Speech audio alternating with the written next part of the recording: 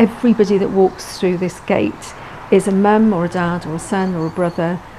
If you have somebody in your family who's got an illness that could take their life, you spend most of your time being terrified.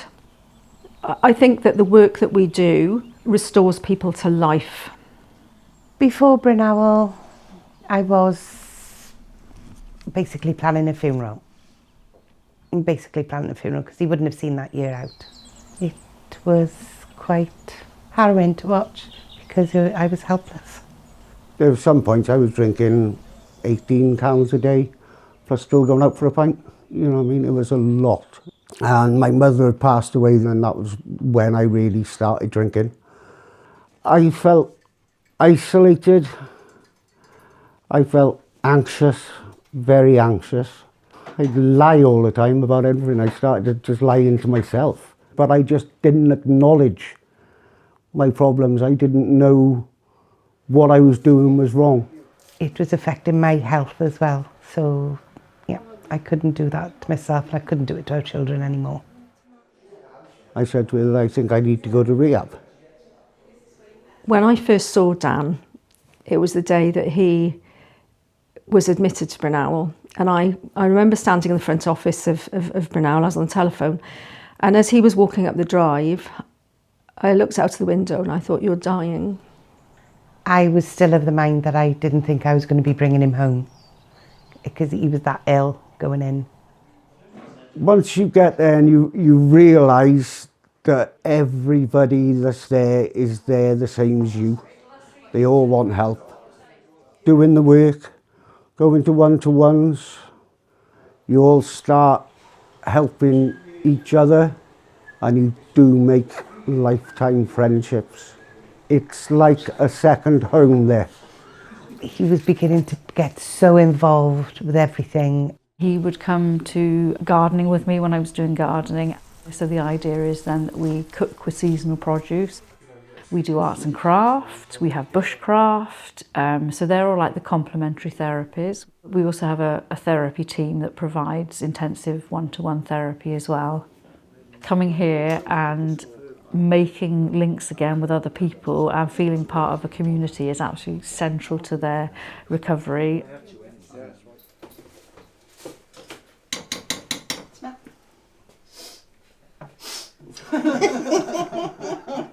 Well, I haven't had a drink since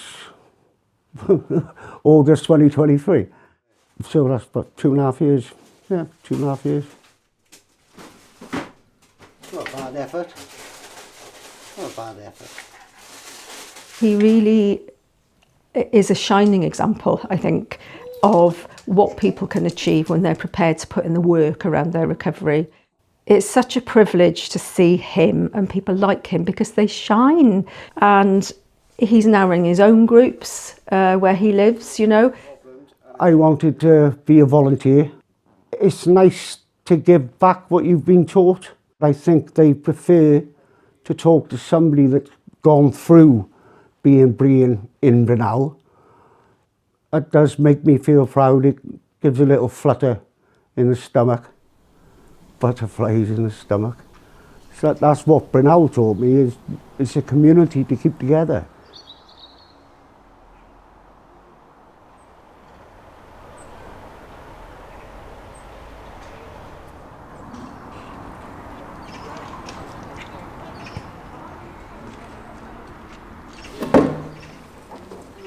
I'm born and bred in Grangetown, so I've grown up here literally all my life.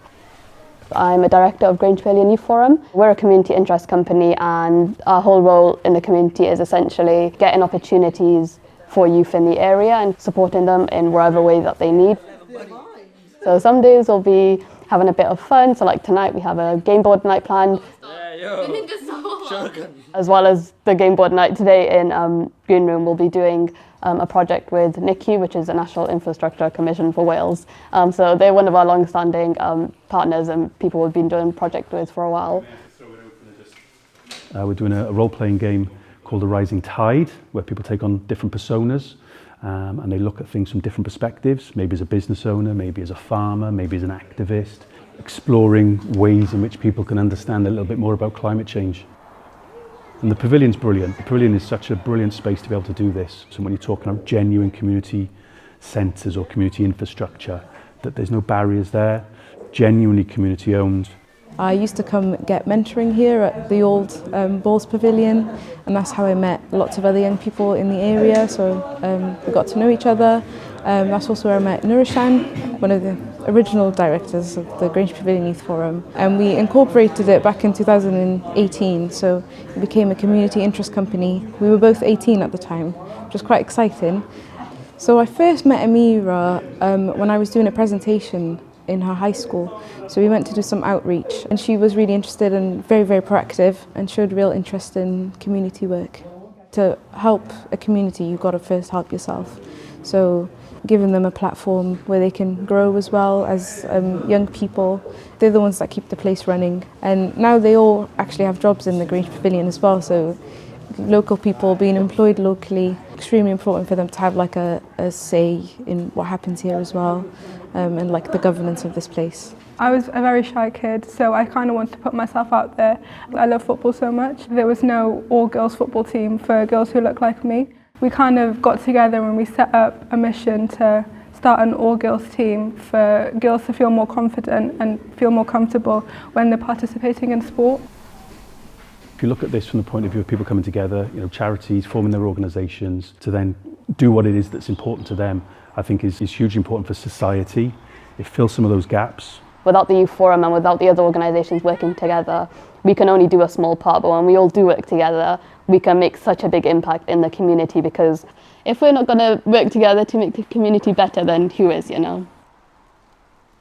Mae gwirfoddoli fi yn bwysig, oherwydd dim oherwydd yn unig bod rwy'n yn gwneud stindiau a cyfarfod pobl hynod ddiddorol o wahanol gefndiros. A ella fyswn ni byth yn cyfarfod nhw blaw bod hi'n gwneud y gwaith gwirfoddoli.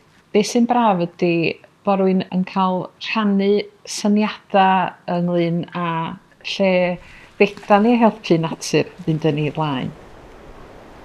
So dyn ni yma yn gwaith powdr, sydd mae'n hen safle o ffactri ffrwydron. Heddiw dyn ni fod yn gweithio mewn un o adeiladau arall sydd wedi gadael ar y safle, so oedd yn shed ffrwydron yn ystod amser y ffatri, ond rwan mae wedi troi mewn i meithrinfa coed, so dyn ni'n gweithio efo gwirfoddolwyr i tyfu coed yn y lle ar gyfer prosiectau cadwraeth arall yn Gogledd Cymru. Dyn ni wedi bod lawr i'r coed i casglu glasprennau coed, deirw bach. So mae'n rhaid bod yna rhywbeth dwi'n hoffi wneud ond da ni'n gwneud bob peth. Da ni plannu coed, torri coed, da ni rhoi blychadau i fyny yma, da ni monitro hynny, neu'n siŵr bod yr adar, wel, faint o adar sy'n mynd yna. A mae yna gwmni da, mae yna griw da. Hi'n safio mi danu am y Keep Fit classes. Achos da ni, fel dwi'n dweud, mae yna waith rhaid drwm bob tro.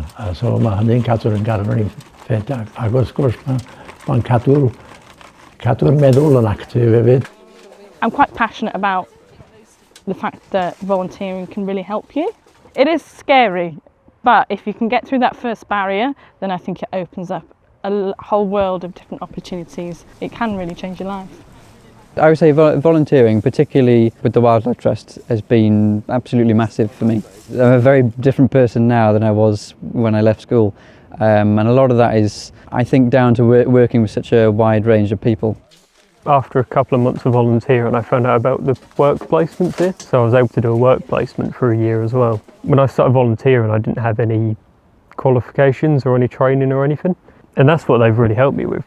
I've met so many people that I wouldn't have met otherwise, and we go out hiking and doing stuff like that, and you make new connections.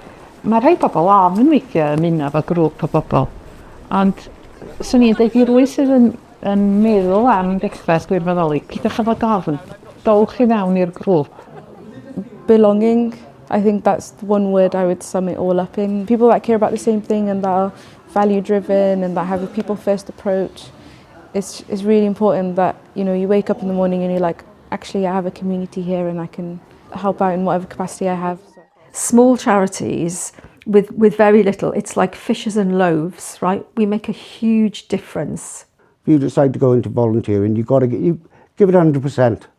Give 100% of yourself, because in my case, obviously, I give 100% of myself because I am better. I am better now. Volunteers run the world. If we all just did our jobs and left it there, then the world would collapse. I feel like volunteering is such an important thing, and yeah, it's vital to our society that we find something that we're passionate about and we keep striving to make it better.